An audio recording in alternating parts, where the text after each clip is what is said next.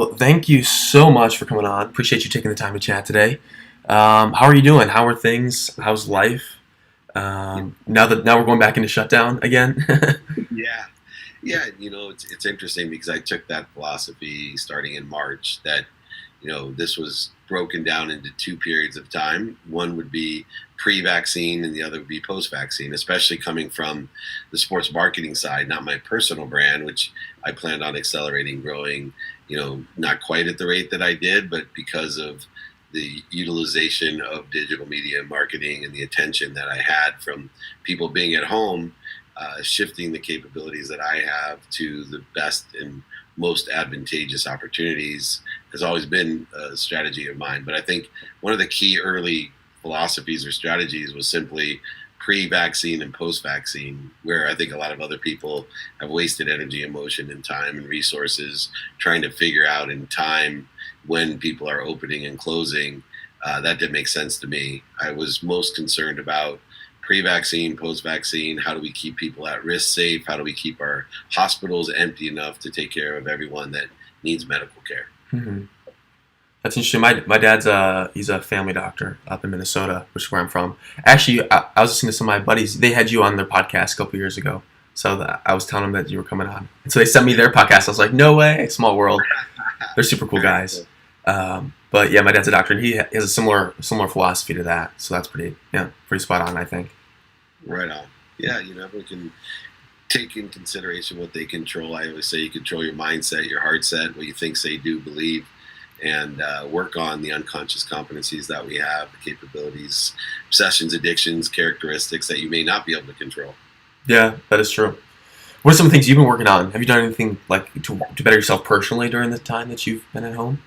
Yeah, one is just understanding how I can utilize my family time better since, I've been lying to myself. I always say I'm a constant hypocrite because I take inventory of my values every day and I'm not afraid of changing and learning and saying I didn't know what I did know. So since I've been 24 years old, I've been traveling approximately 200 days a year, Well, touting a certain type of balance in my life and trying to maintain and grow because of my personal intimate relationships with my family are very good. I felt as if they were good enough.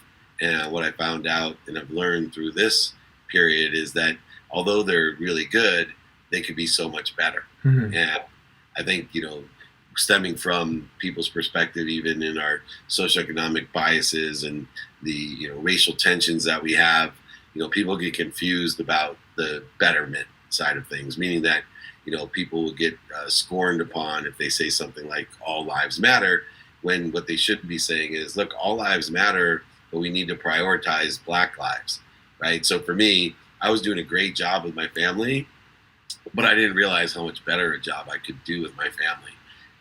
And understanding the wastefulness of the travel that I did and the ego based, for me, an ego based meaning to my travel, with traveling with a lot of people, going once again to dinners I didn't need to go to with people I didn't even like, where now I want to spend my time with the people that I care about and like the most. And, fortunately for me, that's my family. Interesting. So you said it was ego based, like for your travel and stuff like that. What does that mean? I'm curious. Like, Yeah, just for me, we always have a need to be inferior, superior, separate, anxious, frustrated, guilty, resentful, offended, and my insecurity of not feeling as if I had to. I travel with a ton of people. If I went to a city, I had to take everybody out. I had to make sure everyone had hotel rooms and dinners, and all of these things that I was doing is reminiscent of when in my total ego-based life, where I would buy things I didn't need to impress people I didn't like. And I think once again, I fell into that trap under the guise and guidance of people telling me I had to create content in person, right? And in order to do it in person, I needed 3 cameramen and I needed this and this. And I think, those people around me that were given the guidance were self-motivated as well. They wanted, the free meals and the free hotels and the free trips. And, as I look back and analyze and take inventory on the way that I was doing build business and building brands, and, I was being, or allowed myself through my own ego to be manipulated, oversold, back end sold, lied to. People were just, in a natural course, using their own egos to take advantage of a situation, to have, the best time that they could have at my expense. Interesting. That's actually crazy. How did you realize that's what's happening? And of course, obviously, they're not friends now, but Some are still friends, obviously, because it's not intentional. A lot of it is just, you can enable people to do things and allow it to happen. And, in the course, they may not be conscious or intentional about it. So for me, the realization came from when I immediately got stuck into a closet to do my business. And, with the huge budgets that we have with our clients and the travel and the media and the content, when I started becoming more productive, more accessible, the quality of content went up and all my expenses went down. I started to, in a true pragmatic sense, realize the waste of the resources, the time and the money. And I started exposing some of the things that I was doing for my own ego, as well as I thought other people were doing through their own ego-based consciousness as well. huh? That's super interesting. I found that super cool that you were able to reflect and see that, right? Because that's probably a painful process to go through to realize that. Oh yeah, Yeah. it's so important that you say that, because obviously being a little bit younger, that pain to me has become an indicator, right? Where I was so afraid of pain, I didn't want to create conflict. I didn't want to create conflict within myself How that come? somehow I made a mistake, or been a hypocrite, or not known what I did know. And for me now, pain to me is just an indicator that I have a lesson to learn, and I'm very comfortable with exposing and illuminating the lessons, mental, physical, spiritual, financial lessons that I've learned, to help share those so that other people may be able to live more efficiently and effectively with more statistical success. They are able to be more productive and provide more value and more accessible to the people that they want and accessible to the things that they want in their own life, as well as, most importantly, I think pain is an indicator of the lessons that we learn, allows us to find the light, the love, and the lessons in everything that we do, which creates more enjoyment. It creates happiness, as you know, is my main mission in life, to empower others like you, to empower others to be happy. Hmm. That's super cool. Well, it's interesting. One of my favorite books is, but I'm sure you know Ray Dalio, but he always talks Yeah. about struggling well, right? And so you do something, you fail at it, and it's like this constant evolution of upward, right? And that pain is a part of the progress. So it's interesting, but it's also like being a sports agent. That's the same kind of trajectory that athletes go through, right? They train, they break down their muscles, and they go through that pain, and they build it up to become a better athlete. And it seems like it's almost a similar thing in your life and business and in a lot of aspects as well. Yeah, it's to take it down to an entertainment aspect too. It's I love some of Rocky's simple statements, right? It's not how hard you can hit, it's how hard you can get hit and keep moving forward. And that's what that pain is. It's you getting hit, and how can you move forward, expand, accelerate, and grow from the lessons that the punch in the face gave you. Yeah, interesting. Cool. Well, that was a great start to it. One of the things. So this is a sports podcast. So we interviewed anyone from like sports agents. We actually have had Leigh on, to athletes and kind of everybody in between. And one of the things that I found is the importance and influence of someone's childhood and how that influences their life and the career path they chose. And from what I've gathered, you had a very interesting childhood. Obviously, you're very affectionate and attached to your mother. And I was curious how your upbringing influenced your life and how it motivated you to get to where you are. Yeah, I think I had a great influence. One, having such an extraordinary mom and extraordinary siblings around me had a great influence on me, as well as indicating, my main mission and relationship with money. So for me, because the only time I wasn't happy was financial stress, because I had a single mom with 6 kids, and she was very academic in her pursuit of raising us, meaning, the fetus wasn't fully developed till after graduate school. We had philosophies like doctor, lawyer, or failure. And all I wanted to do was buy my mom a house and a car, because the only time that I saw anybody to be unhappy was financial stress. The car broke down, or we couldn't afford to do something like eat. And so, that had a great influence on me. And what happened through as I got older is that everything that I believed to be true was reaffirmed. In my early 20s, when I became a multimillionaire, and I truly believed that money bought happiness and love, and that continued to take me from a world of not enough, where I grew up as a victim, where I didn't have enough of anything, and I always looked at everybody else like, why did they have it, why me? I was a victim, everything happened to me. And now that I was a multimillionaire, I lived in this world of just enough for me. And I didn't realize, that statement my mom told me about the more you give, the more you get, was really a bad thing in my life, because I thought everything was a trade. I thought everything was a negotiation.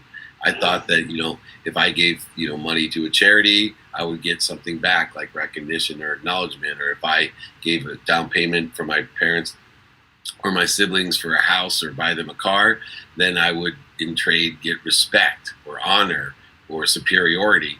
And all of these things throughout my entire life were reaffirmed until I moved from that world of just enough, where everything was just for me, when I was buying stuff I didn't need to impress people I did like, just like I reflected on my travels. Mm-hmm. And I moved into a world of more than enough. I moved into a world where I receive so I can give.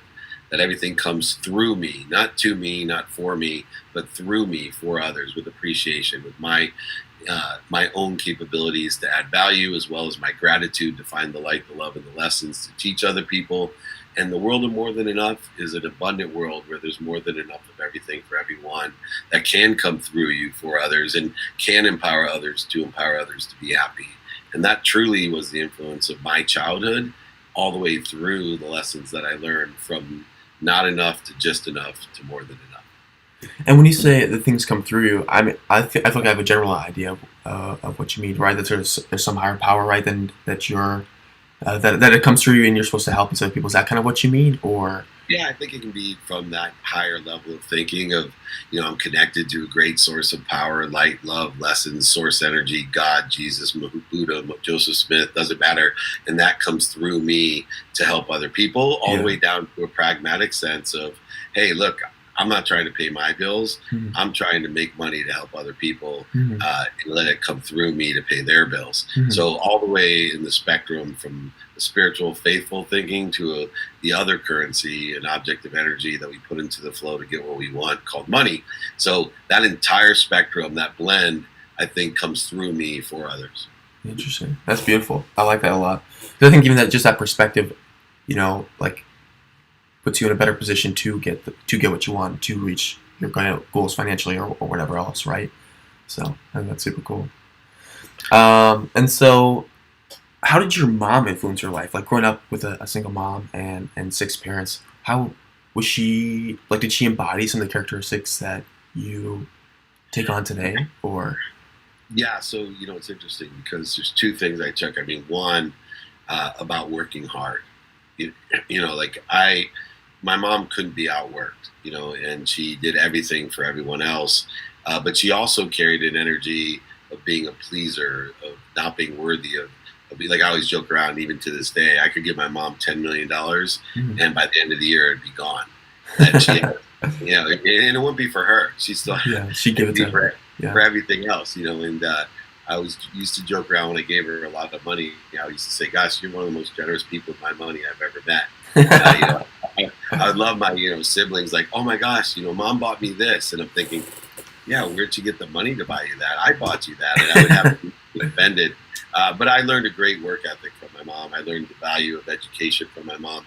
I also learned positive thinking from my mom. So my mom would not let me go to bed without saying what I was thankful for, would not let me come downstairs in the morning if I didn't have a positive perspective or a gracious perspective on things. She literally would be like, "Go upstairs, change your mindset, come back down. I don't want to hear it." Wow. And so these were very powerful things about, how I was going to live my life, and, how hard, I just, through osmosis, my mom woke us all up at 5 a.m., right? She had 5 boys and a girl, and she woke us all up at 5 a.m. because her philosophy was, let them do what they want to do if they have enough energy to do it. And, you're young enough to probably figure out that if you're waking up at 5 a.m. every day, and no matter how bad you want to go out on a Friday night, if you got to wake up at 5 a.m. on Saturday and Sunday, you're the first kid to be like, "Hey, I got to go home." Or you just fall asleep in the back seat while they're driving you around. All of those have happened. Thank God they didn't have cell phones with cameras on them when I was your age, because there'd be a ton of pictures of me sleeping on couches during parties and people drawing on my face. I was gonna say that. Yeah. Yeah, no, all through college too, because I woke up at 5 a.m. and all it takes is all week long waking up at 5 a.m. and you spend one night staying up till 1 or 2 in the morning and having to wake up at 5 a.m. It's hard to recover. You're not going out very many more nights. So my mom did a great job of utilizing two things: that ability to wake up early, and then also guilt. I always joked around, she's a martial art expert, a black belt, a third-degree black belt in the martial art of guilt. So I was too afraid to do anything wrong because I felt so guilty when I did something wrong, because my mom would be mad. Dang, that's crazy. That's good. She kind of set the guidelines, though, right? She kind of set the rails. Even though she didn't have the most to give, she had a lot to give from like the foundational aspect. Oh, for sure. My siblings are incredibly successful. They went to Harvard, Penn, Columbia, graduated summa cum laude. One of my brothers speaks 6 languages. Damn. She's no joke. People ask me all the time, I don't know how your mom did that. Like Harvard, Penn. I mean, no joke. I'm the low end of the academic gene pool, and I got like 1B in high school. And, things like that. That's not, just getting us to survive, let alone thrive, was a huge accomplishment that, very few people can compare to my mom. She's one of my heroes. Dang. Crazy. And so, switching gears here a little bit, I read that you were a college athlete. You played football in college, right? What was that like, and how did that kind of influence your career? Because you're now, a very widely recognized sports agent. How did that come about?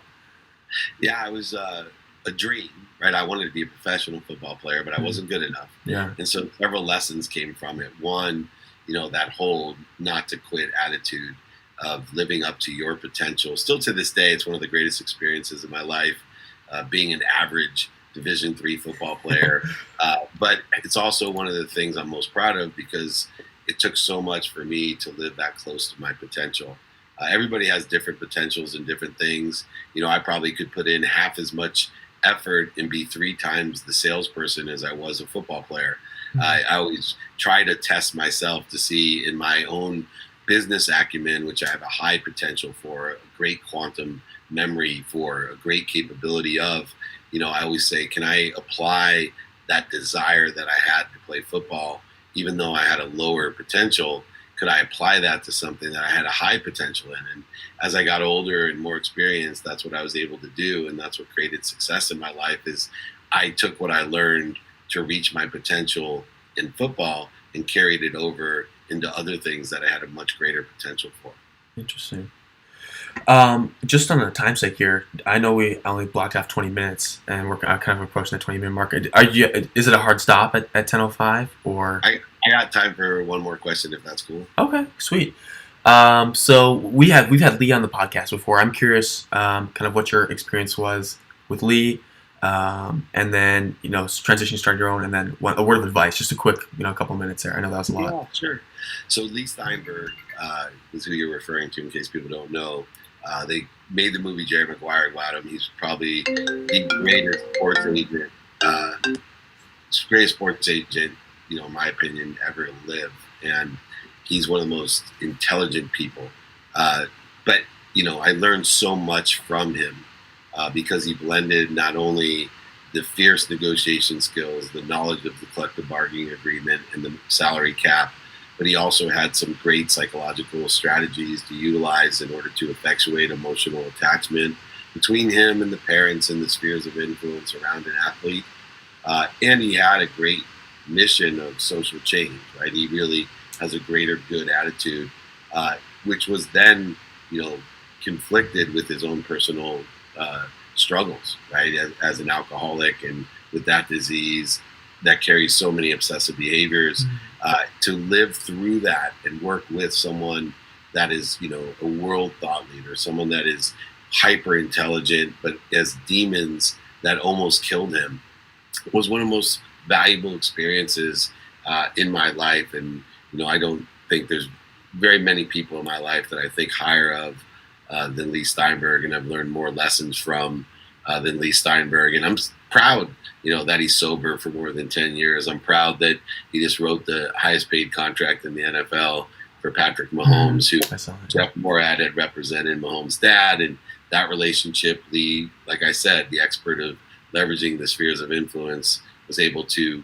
sign Patrick and represent him to, as usual, the highest capability. And I truly believe Leigh Steinberg should be in the Hall of Fame for what he's done for sports agentry and what he did not only in the actual advent of being an agent, but also protecting the players with CTE and back injuries and rule changes. And then even furthermore, just as a brand for sports agents, he made sports agents cool. Working on the movie Jerry Maguire and having his players in the movie Jerry Maguire, him being in Jerry Maguire, him being a PR expert of branding, how cool it is to be a sports agent. And look, I'm here to tell you it's not cool. And two, if anybody wants to be a sports agent, all you have to do is worry about two things. Can you get a client and can you keep it? The greatest sports agents like Leigh Steinberg, what really makes them great is they're able to get a client and keep them. And that's the hidden secret of being a sports agent. I know so many kids ask me every single day, I want to be a sports agent. What should I do? Should I go to law school? Should I go to business school? Should I mentor? Should I intern? No, just learn how to get a client and keep it, and you'll be super successful. Good stuff. Well, David, thanks so much. Appreciate you taking the time to chat. We'll make sure, good luck this Friday on your event. It's Friday, right? Yeah, every Friday, free training every Friday. Reach out, david@dmeltzer.com or @davidmeltzer. Okay, sweet. Yeah, we'll make sure to include in the description and in the podcast there. Well, thank you so much, brother. Appreciate you taking the time to chat and being so generous with your time. Wish we had more because there's so much I wish we could have gotten into. But we'll do it again, my friend. We'll do it again, and maybe go longboarding when this is all over. You and I at Newport Beach. Do you have a longboard? You got two? That's all I surf, man. Okay, good stuff. Good stuff. Cool. Thank you so much. And yeah, reach out, David Meltzer. Appreciate you. And yeah, we'll talk to you soon. Thank you, my friend. Take care. Bye. Thank you. Bye-bye.